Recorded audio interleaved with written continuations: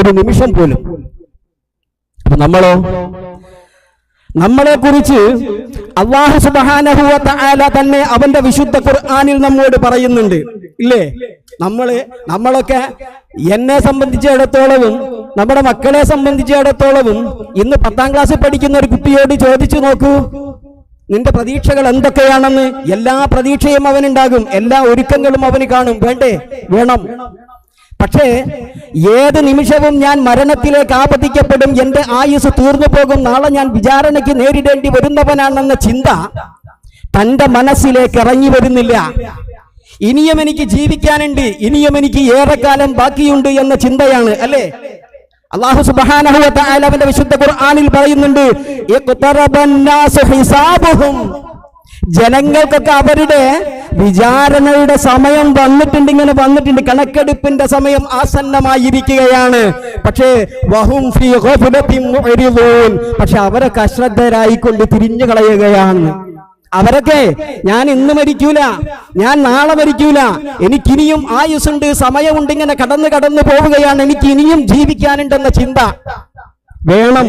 നല്ല ചിന്തകൾ വേണം, ജീവിക്കാനുണ്ടെന്നുള്ള ചിന്തകൾ വേണം. പക്ഷേ തന്റെ മുന്നിലേക്ക് വരുന്ന വലൻ യുഅഖിറല്ലാഹു നഫ്സൻ ഇദാ ജാഅ അജലുഹാ വല്ലാഹു ഖബീറുൻ ബിമാ തഅമലൂൻ എന്ന് അല്ലാഹ് പറഞ്ഞ സമയല്ലേ, ആ സമയത്തെ കുറിച്ചുള്ള ഒരു ചിന്ത വേണം. എന്നിട്ട് അല്ലാഹ് പറയാണ്, ഇന്നഹും യറൗനഹു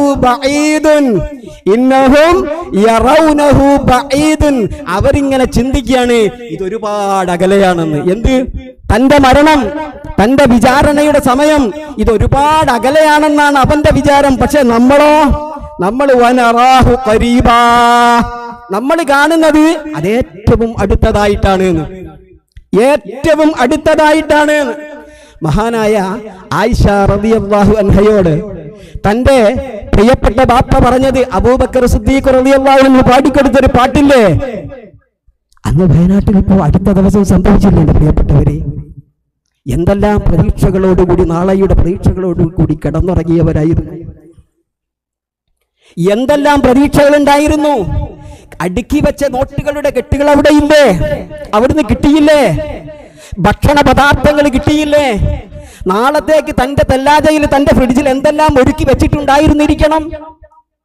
ആരൊക്കെ സുഭിക്ഷമായി ഭക്ഷണം കഴിച്ചവരുണ്ടാകും, ആരൊക്കെ പട്ടിണി കിടന്നവരുണ്ടാകും, അല്ലേ? നാളെ നേരം വെളുക്കുന്ന സമയത്ത് എന്ത് സംഭവിക്കുമെന്ന ഒരു പ്രതീക്ഷയുമില്ലാതെ കിടന്നുറങ്ങിയ പാവങ്ങൾ, അല്ലേ? വേദനയാണ്. എന്ത് സംഭവിച്ചു? നിങ്ങൾ നോക്കൂ, അതാണ് നമ്മൾ ചിന്തിക്കേണ്ടത്. എല്ലാരും, അല്ലേ?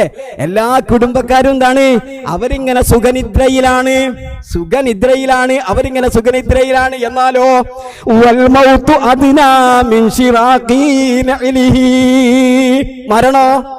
മരണം തന്റെ ചെരുപ്പിന്റെ വാറില്ലേ, ആ വാറിനോളം അടുത്തു നിൽക്കുന്നതാണ് മരണമെന്നറിയാതെ കൂട്ടുകുടുംബങ്ങൾ, തന്റെ അഹ്ലികാരി മുഴുവനും കിടന്നുറങ്ങുകയാണ്.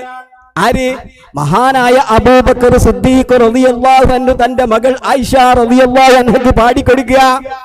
നിങ്ങൾ നോക്ക്, നാളെ മഹ്ശറ ഏതാ സമയം? നാളെ